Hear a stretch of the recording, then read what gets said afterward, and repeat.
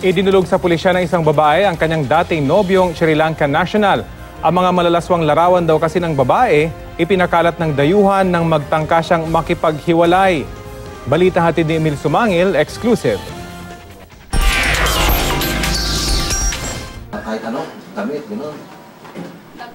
Sa loob ng halos isang buwan, mula nang makachat at makilala sa social media ng 34 anyos na factory worker na si Melissa, ang 40 taong gulang na Sri Lankan na si Darzana Koditu Waku.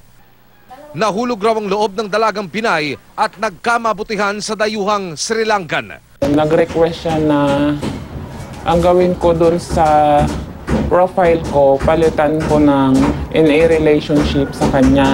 Araw-araw nag-change kami ng mga message.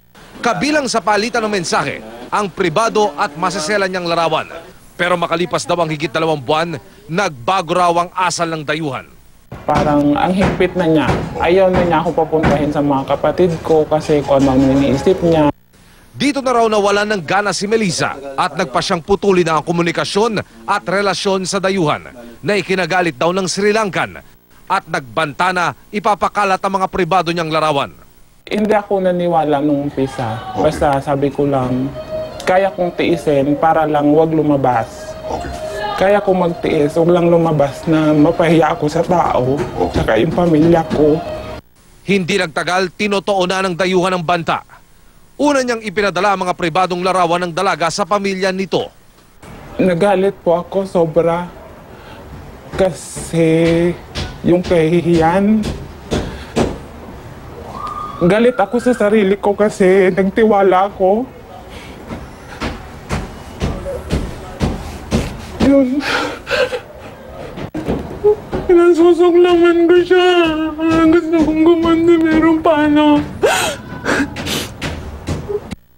Idinulog namin ang problema ng dalaga sa PNP Anti-Cybercrime Group.